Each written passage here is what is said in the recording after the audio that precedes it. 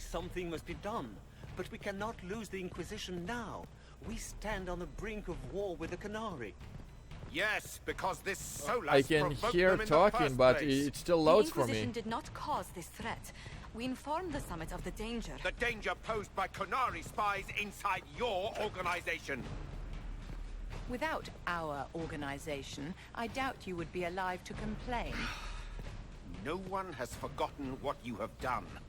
But Corypheus is 2 years dead. If the Inquisition is to continue, it must do so as a legitimate organization, not a glorified mercenary band. Inquisitor.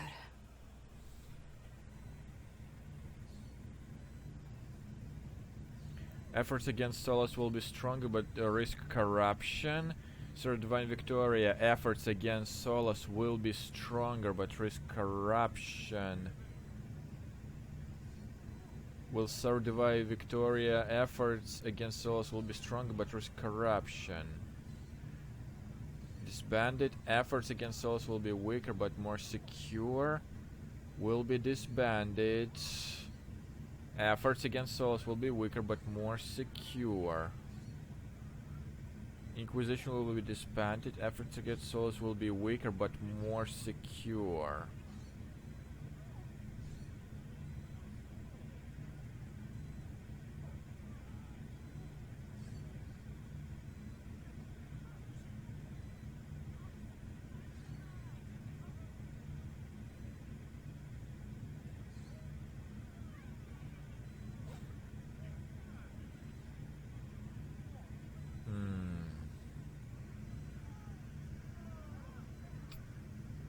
Well, the thing is, I don't want to disband the Inquisition. Like, if something like that ever happens again, we'll have to start from scratch, you know what I mean?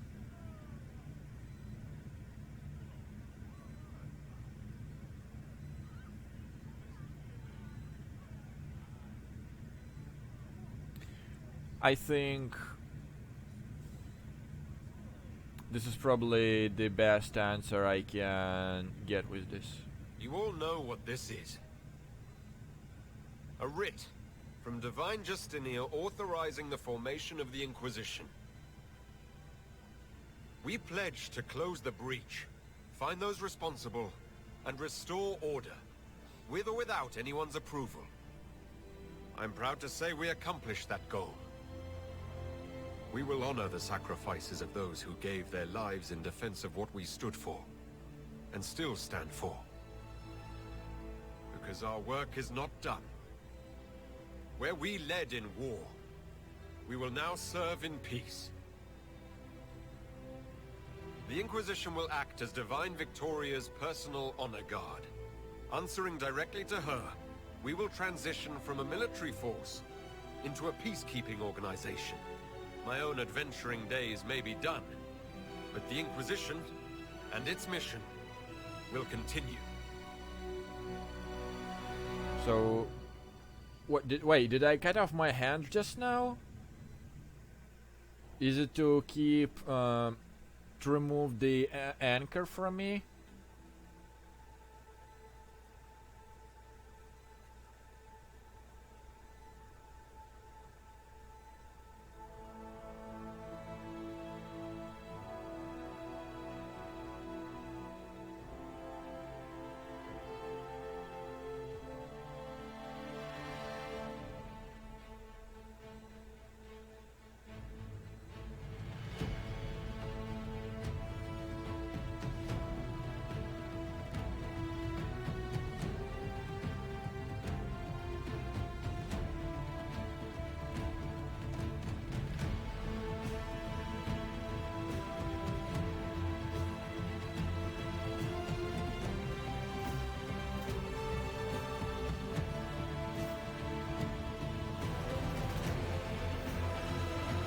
Wait, the sky is showing up again. This yellow lightning. No, not yellow, green. So does it mean the breach starts again? For the next several months, Inquisition carefully gave over many of the duties it had held. Okay. Ah, hair, ow, in my ear. As the Divine's personal guard and peacekeeping force, Inquisition shrank to a more manageable size.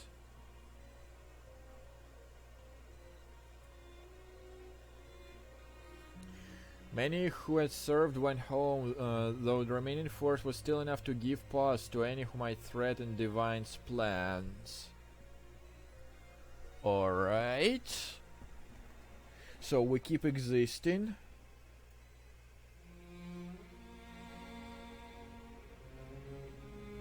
Those who served the New Inquisition were tested and checked thoroughly in hope of ferreting.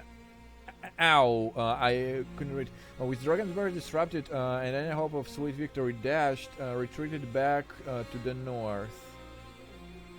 Okay.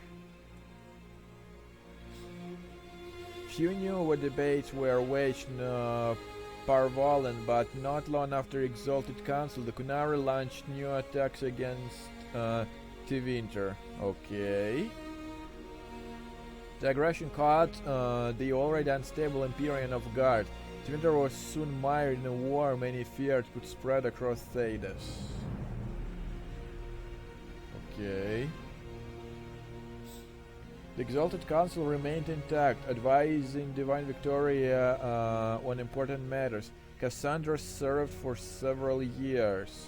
So wait, she is with Divine now? However, she eventually became disgusted by Vivian, who she felt was perverting the chant of light intent, and left the council. Cassandra, who spent time in Hunterthorn Martin's north of Orlais, where she worked to rebuild the Seekers.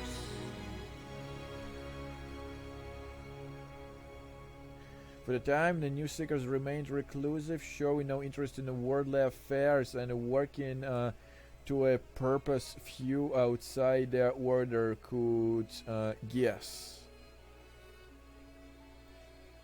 As the Inquisition forces returned to civilian life, its mages pushed for independence from a circle. Okay. Divine Victoria, secure on her sunburst throne and with a rebuilt chantry circle at her disposal, chose to be magnanimous. She grudgingly allowed them to remain at the College of Enchanters as the mark of her regard to the Inquisition.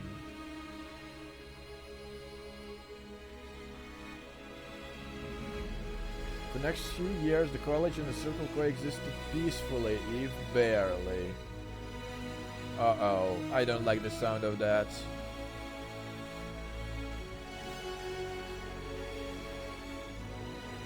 Liliana continued to act as Inquisition spy master in his final months as an independent organization. Wait, what does that mean? During this time, she shared many of her responsibilities with her most trusted agent, including Charter, Rector, and Hardlin. Who are those? Sorry, I cannot recall those. Many believe that Lyanna feared that lay on the horizon and was grooming successors in anticipation of challenges ahead. Alright. Lyanna continued her romantic affair with the hero Ferelden, even though her respective responsibilities often kept two women apart. Alright, that's good. That's good. Still good to hear.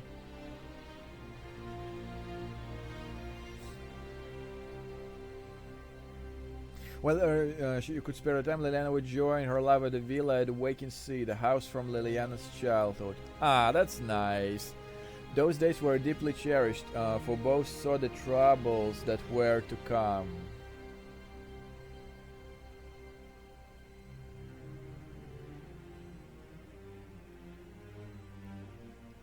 With the Inquisition now answering to the Divine, Sarah joined the Inquisitor in officially retiring from scaring people in high places. By formal count, both would lead boring, safe lives, nowhere special, doing not much at all. What does that mean? Ah, we got a crossbow in our hand now. And with the comfortable lie, those in power continue their fragile lives as though all was back to normal.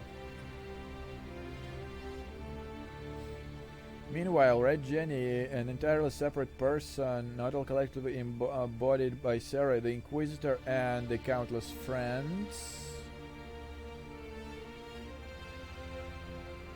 continue to make a difference or just have fun where and when the impulse struck. So Sarah stood with me since we're both both elves. Well, since I believe this has got to be me, my mark. With frequent reasons to of her whittle, of course. What?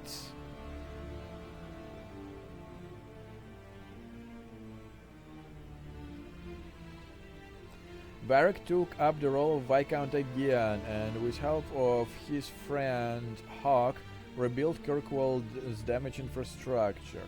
Okay. Yeah, he looks so bored. Under his rule, the city-state finally resumed its place as a major trade hub of free marches. Okay. He continued to ignore oral mail from both Merchants Guild and the Prince of Starkhaven. Poor Sebastian. He's just ignored. Okay, with the Inquisition in its new role, the Bull Chargers returned to taking job through Orlais and Ferelden.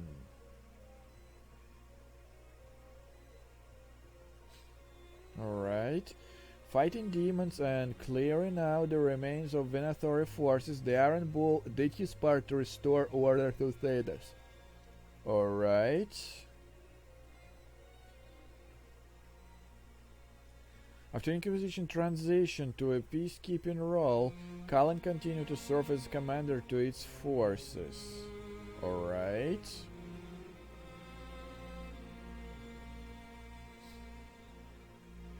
Under leadership, the Inquisition protected divine interests while enforcing new standards of security. Alright. Cullen also expanded the Chancellor's treatment for Templars whose minds were taken by lyrium, as well as those who wished to cease lyrium usage. Backed from the main campaign. I forgot. As chaos reigned in the north and threats to the divine lurked in every shadow, Cullen remained ready to serve. Threats needed to yawn. Dorian returned to Tevinter to take his father's place in the Magisterium. Wow, he looks so much older than this. As rumors flew about the Imperium infighting, Dorian was spoken of often as the voice of resistance against corruption. I don't know why I want to yawn when I read for a long time. Along with Margaret Tilani, he formed a group called Lucerni to restore and redeem Tevinter, a fight many thought hopeless. After the Exalted Council, Thom Raynor bid farewell to his friends and went to Weishaupt Fortress to pledge himself to the Grey Wardens for good. Yeah, we still not friends. While he was rarely seen in years that followed, some said that he encountered Raynor in far-flung lands, their accounts always similar. Raynor carried out the duty of the Wardens, but always found time to help others along the way.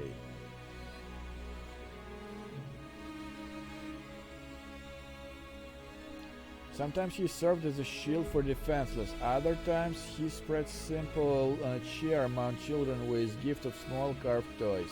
Yeah, I remember those.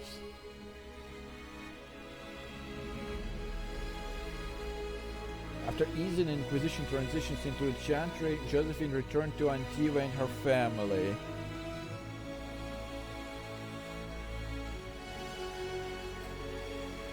She was soon approached by the agent from the House of Repose, whose assassin has been killed by Inquisition agents on Josephine's behalf.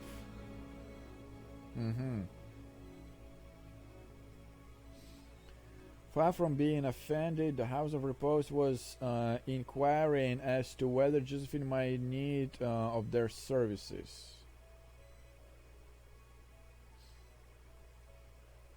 She quickly persuaded them she had no need for assassins, but instead hired them as guards for Martelier's new trading vessels.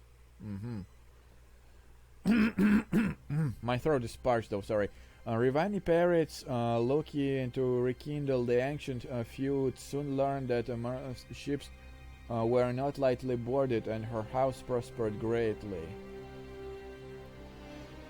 The Inquisitor found himself warmly received by Josephine's family, and House Montpellier soon became second home. A place where the Inquisitor could at last find peace for a time, with Josephine happily by his side. Sorry guys, my throat just parched right now, I don't have water next to me. Cole took to the road with Meriden to find a new life and a new way to be human. Wherever Meriden went to sin, people found old plains east and hearts made happier, even if they didn't understand why. After events of Winter Palace, elves left the Inquisition under mysterious circumstances, as did elven servants across Thedas. None could say where they went, but those who believed the Inquisitor's story about Feral Harel wondered just how large the Dread forces were, and what the ancient elven rebel had planned.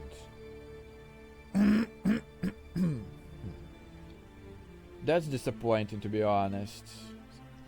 Am I gonna be the one left? Forever marked.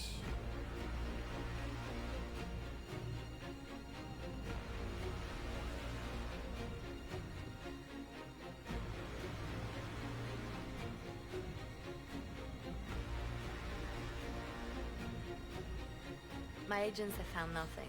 With the Illuvians, he could be anywhere. Maintaining the Inquisition, even as a peacekeeping force, leaves us vulnerable to agents of the Dread Wolf. But also gives us the strength to respond. We will need to be careful. Solus knows everything about us. Who we are, how we work, our strengths and weaknesses. Then we find people he doesn't know. We will save our friend from himself. If we can. So we're going into the Winter Imperium.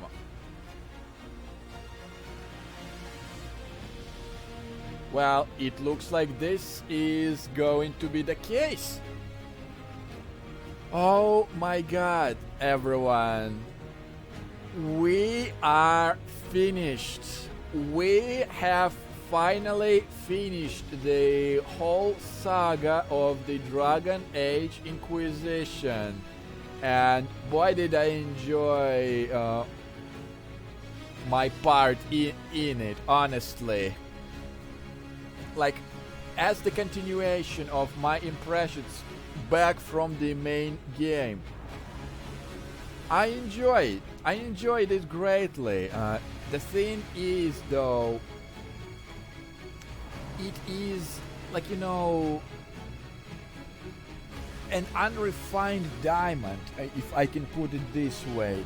I simply feel like there could be so much more that they could have done, like, you know, giving several side quests, or, you know, providing, like, getting more details. I don't know, maybe it's just me, or it was just too I was hoping for too much. Alright, let's see. Yeah, for who laugh cry, who made a fan art. Okay, without you.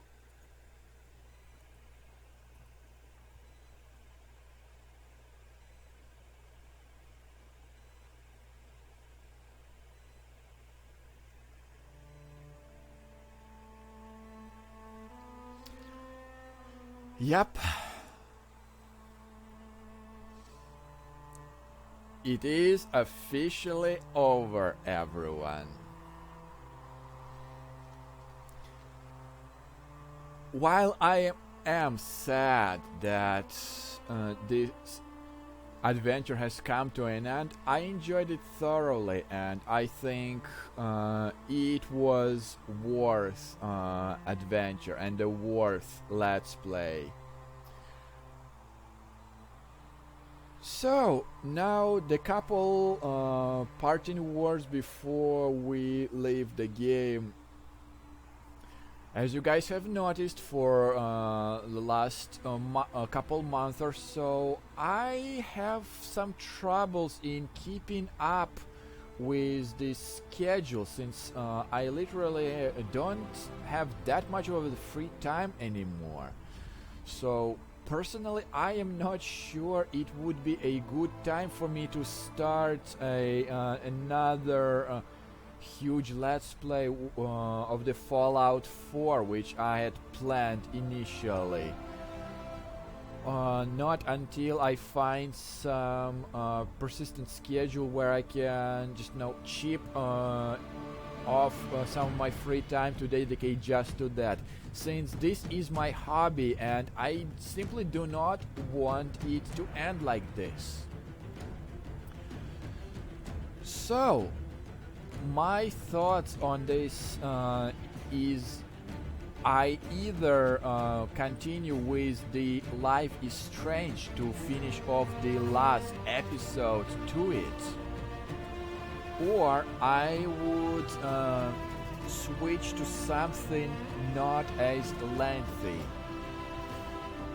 In any event, please leave the suggestion if there is something particular game or genre you want me to touch, and I would give it a go.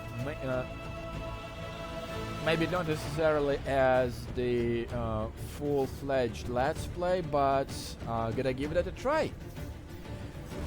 At any rate, guys, I will see you all somewhere, sometime, and hopefully really, really soon. Bye.